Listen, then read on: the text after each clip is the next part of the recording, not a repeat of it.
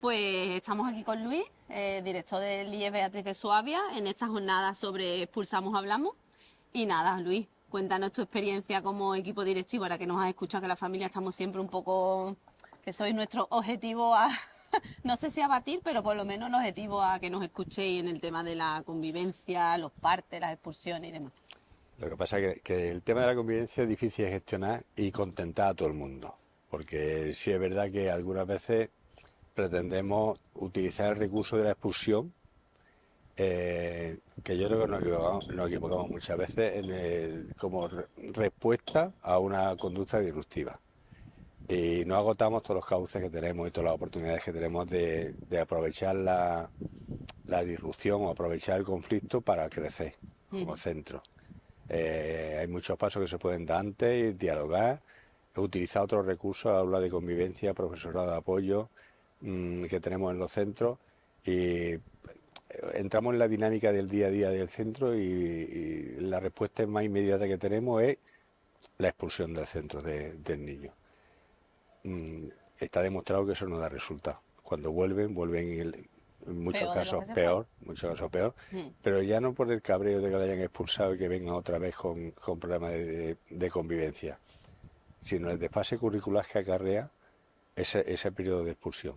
Porque aunque la normativa dice que hay que garantizar la asistencia, o sea, el seguimiento de su trayectoria académica, los deberes que se mandan o las actividades que se mandan para el periodo que está en casa no tienen un seguimiento del profesorado, se hacen de aquella manera. Muchas veces hay una especie de fichas que se dan para cubrir el expediente, para que el niño tenga los 3 o 4 días o 5 o 15 días tareas en casa que luego ni se corrigen adecuadamente, ni se le hace un seguimiento de lo que han hecho. Y cuando vuelven nos encontramos con el cabreo de la expulsión y encima que tienen un desfase curricular que luego provoca en muchos casos que suspendan la asignatura y entramos en una dinámica que se supone, o por lo menos así lo dice la normativa y estamos convencidos todos, que cuando tú planteas una medida disciplinaria, entre comillas, para un alumno, debe ser siempre en beneficio suyo. Claro. Y para garantizar que le va a beneficiar. Y yo cuestiono muchas veces que el beneficio de un alumno sea mandarlo a su casa 15 días. Eso en un alumno con una familia normalizada, entre comillas. Cuando hablamos de alumnos que tienen problemas familiares muchas veces graves, que a los adultos nos cuesta trabajo gestionarlas y que los alumnos pretendemos que la gestionen con una normalidad que nosotros no somos capaces, cuando tenemos esa situación, mandar a un alumno fuera del instituto es mandarlo fuera del refugio que tienen, porque su refugio está con nosotros. Lo estamos mandando a unos entornos familiares o unos entornos sociales una semana que yo creo que no es lo mejor que podemos hacer con ellos. ¿Tú crees que, por ejemplo, las familias o en los institutos de secundaria, las familias estamos más desaparecidas que en los centros de primaria? Totalmente, totalmente. También es cierto que los alumnos cuando llegan al instituto son los primeros que no quieren que aparezca por allí el padre o la madre. Bueno, pero que eso es una cuestión evolutiva y por ahí hemos pasado todo. Cuando yo iba al instituto, vamos, mi padre o mi madre va a venir conmigo a la puerta del instituto, va a venir a recogerme, ni pensarlo, ¿no? Claro. Pero entonces, claro, pretendemos que no estén por allí. Pero cuando la familia está en los institutos, ellos lo agradecen. Ellos lo agradecen, porque hay un vínculo de confianza con el equipo educativo, con el equipo directivo, saben que estáis pendientes de ellos, que vais por el instituto, que participáis en la actividad del instituto, y eso lo agradecen, creo yo. ¿Crees que nos falta a lo mejor como se habla en la jornada, que nos falta un espacio de encuentro, que no sea el simple mero hecho del consejo escolar, donde muchas veces tampoco se debate mucho más allá, pero un encuentro? Yo creo que quizás nos falta unas jornadas de convivencia, llamémoslo de alguna manera, que los institutos, el profesorado, sobre todo en un centro grande como el Beatriz de Suabia, conozca a las familias, incluso dejando un poco aparte al alumnado, ¿no? Sino un encuentro, a lo mejor familias, profesoras, equipos directivos, de alguna manera. Yo creo que es mucho más operativo. Reuniones a escala mucho más pequeña, contactos con parte del equipo educativo, contactos con la orientadora, con el tutor, que esa grandilocuencia de un encuentro familiar, que al final es una jornada al año, que no sirve de mucho y es mucho más efectivo, creo yo, la relación continua con el tutor y con la tutora y la familia. pero también algunas veces quizás nos faltan recursos humanos, ¿no? Es decir, la orientadora en este caso, o el orientador, realmente tiene mucho alumnado y cuando atiende a las familias con una tipología específica, o sea que quizás esta parte de tener más factores dentro de nuestro centro educativo, es decir, tener otro tipo de profesionales, ¿no creéis que eso ayudaría bastante? El hecho de tener trabajadores sociales, educadores sociales, psicólogos, por pedir, ya por pedir. Todos los recursos están bien y todos los recursos son necesarios y cuantos más tengamos, mejor todavía. Pero la realidad del día a día es el tutor o la tutora con la familia. Los problemas normales que hay de convivencia o los problemas académicos que hay del día a día de un alumno con el instituto. Yo entiendo que la intervención de una orientadora o la intervención de una figura tiene que ser casos que requieran esa gravedad. No se puede normalizar que la orientadora tiene que intervenir con los 120 alumnos de las 4 líneas de primero de eso que tenemos nosotros, porque no es necesario. Porque el 95% del alumnado no requiere la intervención de una orientadora. El seguimiento académico y el seguimiento de convivencia que se hace directamente la familia con el tutor tiene que ser suficiente. ¿Crees que, por ejemplo, el primero y el segundo de la ESO se debería replantear los centros de secundaria de otra manera? Es decir, trabajar, darle otra perspectiva a esos 2 primeros cursos que haría que quizás el alumnado estuviese más integrado. Yo estoy convencido que no se puede pasar de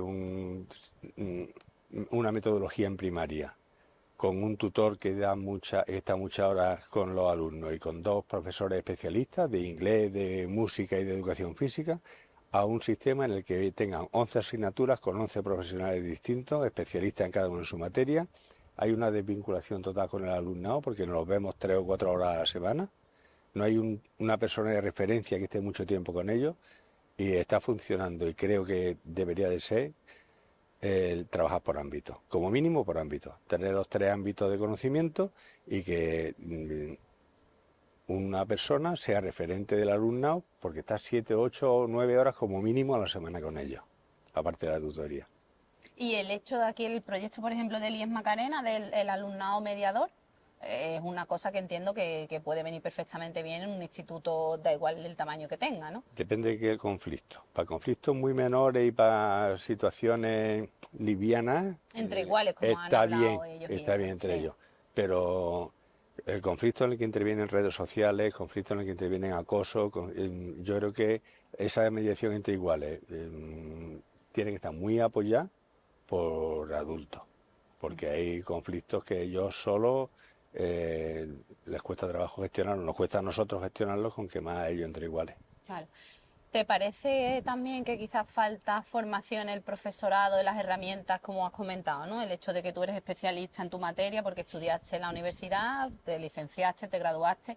¿Crees que falta todavía esa formación en gestión a conflictos? Igual que la familia nos apuntamos con la de familia, ¿el profesorado le falta? ¿Crees que debería ser algo casi obligatorio o como director tienes la capacidad de no imponer, pero bueno, de hacer que el equipo docente se apunte a estas formaciones y que por lo menos vaya... Por obligación no se puede imponer una formación al profesorado, a menos que haya algún consenso en el claustro, en el departamento, en el equipo educativo.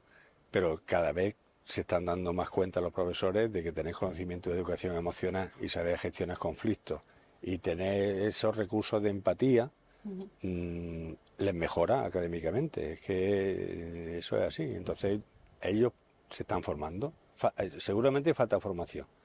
Y tanto para los profesores como para las familias, ¿eh? Sí, claro. Nuestra parte la vamos gestionando. Lo que nos gustaría es que se gestionase también la del profesorado. Y en tu trayectoria en el instituto, ¿crees que ha habido un cambio? ¿Notas más conflictividad en el alumnado? ¿Menos o una conflictividad que viene quizás más desde fuera y al final todo se vuelca dentro del centro educativo? ¿Cómo has visto la evolución? Yo creo que en el número de casos y porcentualmente es la misma.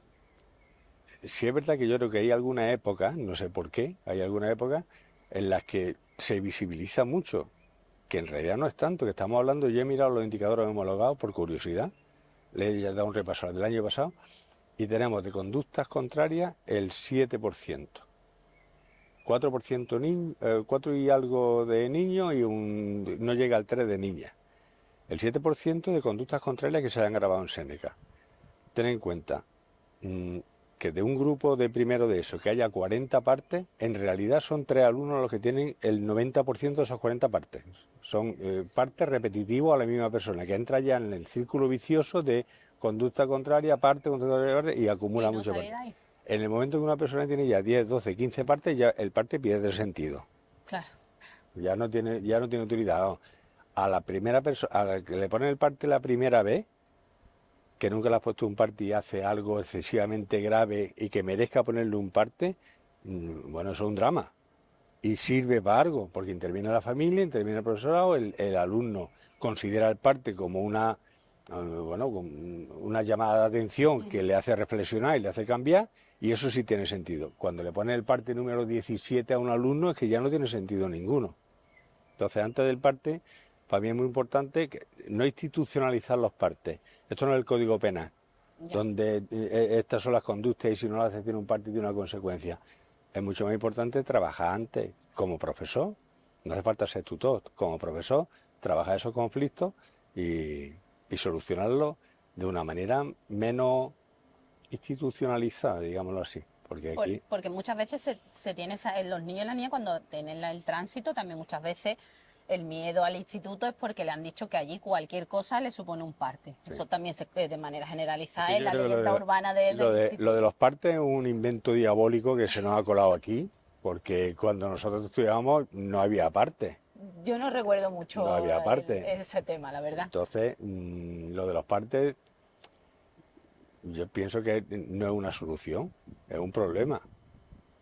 Al final es un problema, claro. Porque hay muchísimas cosas que se pueden resolver hablando, y yo creo en el valor de la palabra. Tú hablas con un alumno aunque tenga 11 años y lo que ha hecho, le buscamos la solución y ya está. En el momento que tú lo pones por escrito, ya estás institucionalizando una conducta contraria. Claro. Y eso ya requiere una sanción, porque ahora ya está el parte puesto y el parte no se puede quedar sin nada, el parte tiene que tener algo. Entonces, esas conductas se pueden resolver sin necesidad de parte y yo creo que el resultado es mucho mejor. En general, ¿crees que también algunas veces se está o se le está dando mucha importancia a esa idea de que el profesorado, hay muchos alumnos disruptivos, que el profesorado se siente muy en peligro en los institutos, porque se vende mucho también en prensa, ¿no? Esa sensación de que, como tú has dicho antes, ¿no? Que los institutos llegas un poco allí, entras como si vinieses a la guerra y te vienes preparado. Evidentemente vienes un poco con tus herramientas, tu mochila, ¿no? Pero ¿crees que últimamente no estamos viendo demasiado, escuchando demasiado el tema de alumnos disruptivos, agresiones en las aulas? Realmente, en la realidad, a mí por lo menos como madre me parece que no es tanto. No sé tú como director. Algunas veces, lo que pasa es que mediáticamente para los medios de comunicación pues vende mucho cuando hay un caso de un conflicto, de un insulto, una agresión. Han agredido a un profesor en Málaga, vale, pero eso no es lo general, ni en ese instituto de Málaga. Eso ha pasado una vez puntualmente y ya está. Pero en Andalucía no tenemos en los institutos conflictos de agresiones todos los días. Ya. Pero claro que vende y se da mucha publicidad y sale mucho en los medios, pero la realidad del día a día no es tanto. Sí es verdad que hay mucha burocracia y un poquito de miedo. A no registrarlo todo, quizá. Un poquito de miedo a que surja un conflicto y no lo tengamos todo documentado. Ya, sí. Y exceso de burocracia, eso está claro. Entonces los profesores y los tutores pierden mucho tiempo en actividades que dan poco resultado a la mejora de la convivencia. Y ya por último, la atención a la diversidad dentro del aula. Sí. ¿Crees que tiene alguna vez relación que hay determinado alumnado disruptivo que realmente es un alumnado que necesita un refuerzo en la atención a la diversidad y que se les está dejando, digamos, de lado y no tenemos la capacidad de tener tantas horas de PT, de AL, de orientación? ¿Crees que eso también hay un porcentaje de alumnado de atención a la diversidad que necesita y que esa falta de recursos les está haciendo estar, digamos, desconectado totalmente de su grupo? No, recursos necesitamos muchísimo, pero alumnos con necesidades que están en la aula es donde deben de estar, claro. En la aula. Y hay un recurso que no lo estamos utilizando suficientemente, que es esa mediación que estábamos hablando de entre iguales, entre los alumnos. Pues utilizar recursos de apoyo de alumnos sobre alumnos. Ajá. Entonces, alumnos con necesidades que se encuentran con el apoyo de un compañero suyo, el compañero está encantado y los alumnos están recibiendo una ayuda de un igual suyo. Y eso ya lo dijo hace muchísimos años Ramón Flecha, con las comunidades de aprendizaje, que intervenían adultos que no eran docentes Sí. en el aula, pero también en esa comunidad de aprendizaje que se estableciera un vínculo de ayuda entre iguales. Y él siempre lo decía, yo lo he escuchado en algunas charlas, lo decía, que a alumnos con distintas necesidades que eran apoyados desde su clase por compañeros de clase mejoraba, no al de necesidades, sino mucho más mejoraba al Al que está alumno haciendo, normalizado. digamos, el apoyo. ¿Sabes? Muy bien. Pues nada, Luis, muchas gracias. Nada, vosotros.